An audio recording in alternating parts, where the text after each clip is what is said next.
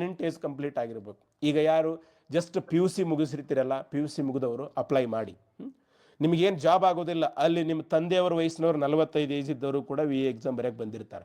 At least ನಿಮಗೆ ಒಂದು ಹರಿವಾದರೂ ಬರ್ತದೆ, ಯಾರೋ ಬೇರೆಯವ್ರಿಗೆ ಕೇಳ್ಕೊಳ್ಳೋದಕ್ಕಿಂತ. ಸೊ 18 ಏಜ್ಗೆ ನೀವು ವೋಟ್ ಹಾಕ್ತೀರಿ, ಎಲೆಕ್ಷನ್ PM ರೆಡಿ ಮಾಡ್ತೀರಿ ಅಂದರೆ ಒಂದು ಎಕ್ಸಾಮ್ ಬಗ್ಗೆ ತಿಳ್ಕೊಳ್ಳೋದು ತಪ್ಪಲ್ಲ. ಯಾರು 18, 21, 18ರಿಂದ 28 ಏಜಲ್ಲಿ ಕಾಂಪಿಟೇಟಿವ್ ಎಕ್ಸಾಮ್ಗಳಿಗೆ ಅಪ್ಲೈ ಮಾಡಿ ಎಕ್ಸಾಮ್ ಬರೋದು, ನೋಟಿಫಿಕೇಶನ್ ಓದಿ ಇದರ ಬಗ್ಗೆ ತಿಳ್ಕೊಳ್ತಾರೋ ಅವ್ರು 25 ಏಜಲ್ಲಿ ಜಾಬ್ ಆಡ್ಕೋತಾರೆ. ಯಾರು ಇವನ್ನೆಲ್ಲ ತಿಳ್ಕೊಳ್ಳಾರ್ದೆ ಅದೇ ಲವ್ ಮಾಡಿದೆ, ಸಂಡಾ ಪಾರ್ಟಿ ಮಾಡಿದೆ, ಫ್ರೆಂಡ್ಶಿಪ್ ಮಾಡಿದೆ, ಸೊ ಟೀಚರ್ ಚುಡಾಯಿಸಿದೆ, ಸೊ ಕುಡಿದೆ, ತಿಂದೆ, ಇಸ್ಪೆಟ್ ಆಡಿದೆ, ಬೆಟ್ಟಿಂಗ್ ಆಡಿದೆ ಅಂತ ಮಾಡ್ತಾರೋ ಇವರುಗಳು ಮುಂದೆ ಡಿಗ್ರಿ ಮುಗಿದ್ರು, PG ಮುಗಿದ್ರು, B.Ed ಮಾಡಿದ್ರು, PhD ಮಾಡಿದ್ರು,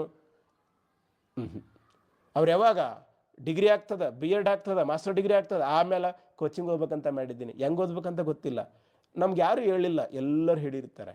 ಇನ್ಸ್ಟಾಗ್ರಾಮಲ್ಲಿ ಸುಡುಗಾಡೆಲ್ಲ ನೋಡಿರ್ತೀರಿ. ಸೊ ಇವುಗಳೆಲ್ಲ ಗೊತ್ತಿರ, ಆ ಥರ ಮಾಡೋಕ್ಕೆ ಹೋಗ್ಬೇಡ್ರಿ. ಜಸ್ಟ್ ನಿಮಗೆ PUC ಆಗಿತ್ತಾ, 18 ಏಜ್ ಆಗಿತ್ತಾ, ಅಪ್ಲೈ ಮಾಡಿ ಎಕ್ಸಾಮ್ ಬರೀರಿ. ಫೇಲ್ ಆದರೂ ಪರವಾಗಿಲ್ಲ. ಯಾವಾಗ ನೀವು 3 ತಿಂಗಳು ಕಂಟಿನ್ಯೂಸ್ ಆಗಿ ಡೇ ಆ್ಯಂಡ್ ನೈಟ್ ಓದಿ ಆಗಿಲ್ಲ ಅಂದ್ರೆ ಅದು ಫೇಲಿಯರ್. ಬರೀ ಅಪ್ಲಿಕೇಶನ್ ಹಾಕಿದ ತಕ್ಷಣ ನೆನ್ಪಿಟ್ಕೊಂಡಿರಿ, ಹೋದ ವರ್ಷ 4,70,000 ಜನ ಅಪ್ಲಿಕೇಶನ್ ಹಾಕಿದ್ರು. ಈ ವರ್ಷನೂ ಕೂಡ ಮಿನಿಮಮ್ 3 ಲಕ್ಷ ಜನ ಅಪ್ಲಿಕೇಶನ್ ಹಾಕ್ತಾರೆ. ಅಪ್ಲಿಕೇಶನ್ ಹಾಕಿದವರೆಲ್ಲ ಓದೋದಿಲ್ಲ, ಸುಮ್ಮನೆ ಎಕ್ಸಾಮ್ ಬರೀತಾರೆ. ಇಲ್ಲಿ 500 ಪೋಸ್ಟ್ ಅದಾವಂತ ಕೇಳಿದ್ರೆ ಕಾಂಪಿಟೇಷನ್ ಇರೋದು 2,000 ಮಂದಿ ಮಧ್ಯೆ ಮಾತ್ರ, 2,000 ಜನ ಅಷ್ಟೇ. ನೀವು ಆ 2,000 ಜನರಲ್ಲಿ ಇದ್ರೆ ಮಾತ್ರ ಜಾಬ್ ಆಗ್ತದೆ. ಫೈನ್. ಕೆಲವೊಬ್ಬರು ಇರ್ತಾರೆ ರೀ ಮುಟ್ಟಾಳ್ರು, ಜಸ್ಟ್ ಡಿಗ್ರಿ ಆಗಿರ್ತದೆ, ಮಾಸ್ಟರ್ ಡಿಗ್ರಿ ಆಗಿರ್ತದೆ, 28 ಏಜೇ ಇರ್ತದೆ. ಈಗ ನನಗೇನು ಜಾಬ್ ಆಗುತ್ತಪ್ಪ, 28 ಏಜಾ ರೀ? ಇವಾಗ ನಾರ್ಮಲ್ಲಾಗಿ ಹೆಣ್ಮಕ್ಳದೇ 32 ಏಜಿಗೆ ಮದುವೆ ಆಗ್ತಾ ಇದೆ. ಹೋಯ್ತದಕ್ಕೆ ಆ ಕಾನ್ಸೆಪ್ಟ್ ಹೋಗಿಬಿಟ್ಟಿತ್ತು. ನಿಮ್ಗೆ ಇನ್ನೂ ಜಾಬ್ ಆಗಿಲ್ಲ, ಓದ್ತೀನಿ ಅನ್ನೋದು ಏನಾದರೂ ಇದ್ದರೆ ಸುಮ್ಮನೆ ಹೋಗಿ ಅಪ್ಲೈ ಮಾಡಿ. ಅಟ್ಲೀಸ್ಟ್ ನಾಳೆಗೆ ನಿಮ್ಗೆ ಜಾಬ್ ಆಗಿಲ್ಲ ಅಂದ್ರೆ ನಿಮ್ಮ ಮಕ್ಕಳಿಗಾದರೂ ಗೈಡ್ ಮಾಡೋಕ್ಕೆ ಬರ್ತದೆ. ಲೇ ಹಿಂಗೆಲ್ಲ ನಡೆಯೋದಿಲ್ಲ ಕಣ, ಹೋಗಿ ಓದಬೇಕಾ, ಹಿಂಗೆಲ್ಲ ಓದಬೇಕು ಅಂತ. ಫೈನ್. ನೆಕ್ಸ್ಟ್, ಸೊ ಪರೀಕ್ಷಾ ವಿಧಾನ ನೋಡ್ರಿ, ಡೆಂಟ್ಲಿ ನೆನ್ಪಿಟ್ಕೊಳ್ಳಿ. ಫಾರ್ ಎಕ್ಸಾಂಪಲ್, ನಿಮ್ಮ ಒಂದು ಕೆಟಗರಿಗೆ ಕಾಂಪಿಟೇಷನೇ ಇಲ್ಲ, 200 ಕ್ವಶನ್ಸ್ ಅದಾವ, ನೀವು 60 ಕ್ವಶನ್ ತೊಗೊಳ್ತೀರಿ, ಯಾರು ಕಾಂಪಿಟೇಷನ್ ಇಲ್ಲ. ಯಾಕೆಂದರೆ ಅದರಲ್ಲೂ ವಿಶೇಷವಾಗಿ ಈಗ ಒಳ ಮೀಸಲಾತಿ ಜಾರಿಯಾಗಿದೆ. ಸೊ ಈ ಒಳ ಮೀಸಲಾತಿ ಜಾರಿಯಾದ ಕೆಲವೊಂದು ಸಲ ಇರುವುದಿಲ್ಲ. ಈಗ ಆ ರೀತಿ ಇದ್ದಾಗ 60 ಮಾರ್ಕ್ಸ್ ತೊಗೊಂಡ್ರೆ ನೀವು ಸೆಲೆಕ್ಟ್ ಆಗಲ್ಲ. ನಿಮ್ಮ ಹತ್ರ ಯಾರು ಕಾಂಪಿಟೇಷನ್ ಇಲ್ಲ ಅಂದ್ರೂ ಕೂಡ 2 ಪೇಪರ್ ಸೇರಿ 70 ಕ್ವಶನ್ಸ್ ನೆಗೆಟಿವ್ ಹೋಗಿ ಆಗಬೇಕು, ಇನ್ಕ್ಲೂಡಿಂಗ್ ಬೋತ್ ಪೇಪರ್.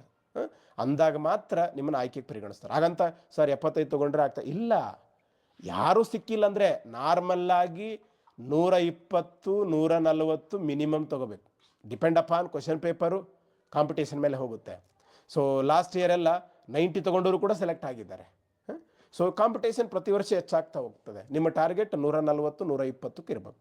ಸೊ ಈ ವರ್ಷ 5th ಆಪ್ಷನ್ ನಿಮಗೆ 4 ಆನ್ಸರ್ ಗೊತ್ತು. So B practical. Competitive exam ಫೀಲ್ಡಲ್ಲಿ ಯಾವಾಗಲೂ ಸೊ ಕ್ಯಾಲ್ಕುಲೇಟಿವ್ ಆಗಿರೋ ಲೆಕ್ಕಾಚಾರ, ಏನು ಮಾಡಿದ್ರೆ ನನಗೆ ಲಾಭ ಅದ.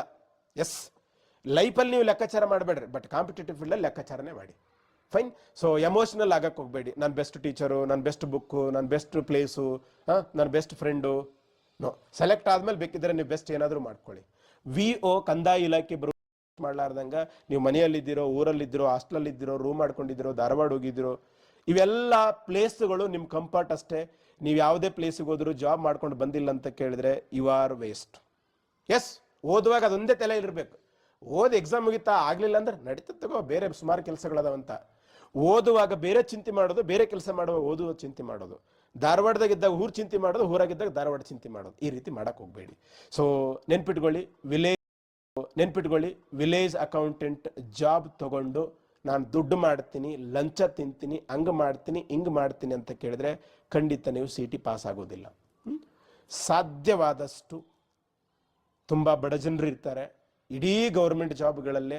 ಇವನ್ ತಹಸೀಲ್ದಾರ್ಗೂ ಕೂಡ ಅಧಿಕಾರ ಇರಬಹುದು, ಆದರೆ ಸಾಮಾನ್ಯ ಜನ ನೇರವಾಗಿ ಬರೋದು ನಿಮ್ಮ ಹತ್ತಿರನೇ. ಪೊಲೀಸ್ ಸ್ಟೇಷನ್ಗೆ ಅಪರಾಧಕ್ಕೆ ಒಳಗಾದಂಥವರು, ಅಪರಾಧ ಮಾಡಿದವರು, ರಾಜಕಾರಣಿಗಳು, ಜಾತಿ ರಾಜಕಾರಣಿಗಳು ಬರ್ತಾರೆ. ಇಲ್ಲಿ ಎಲ್ಲರೂ ಬರ್ತಾರೆ. ನಿನಗೆ ಅಪರಾಧ, ನಾರ್ಮಲಿ ಅಪರಾಧ ಎಲ್ಲರಿಗೂ ಆಗೋದಿಲ್ಲ. ಸುಮಾರು ಎಷ್ಟು ಜನ ಈಗ ಬೀದಿ ವ್ಯಾಪಾರಿ ಇರ್ತಾನೆ, ಅವ್ಯಾಕೆ ಅಪರಾಧ, ಅವನಿಗೆ ದಿನಲ್ಲೂ ವ್ಯಾಪಾರ ಆದರೆ ಸಾಕು. ಯಾವ್ದು ಅಂಗಡಿದವನು ಇರ್ತಾನೆ, ಅವ್ನು ವ್ಯಾಪಾರ ಅಷ್ಟೇ. ಆ ಅಂಗಡಿದವನು ತನ್ನ ಕ್ಯಾಸ್ಟ್ ಸರ್ಟಿಫಿಕೇಟ್ ಇದ್ರೆ ಹೋಗ್ಲೇಬೇಕು. ಸೊ ಹಾಗಾಗಿ ಅವಕಾಶ ಭಾಳ ಚಂದಿದೆ. ಆದರೆ ಸೊ ನೀವು ಒಳ್ಳೆ ಮನಸ್ಥಿತಿ ಸೆಲೆಕ್ಟ್ ಆದ್ಮೇಲೆ ಇರ್ಬೇಕು. ಈಗ ಎಲ್ಲರಿಗೂ ಕೂಡ ಇರ್ತದೆ.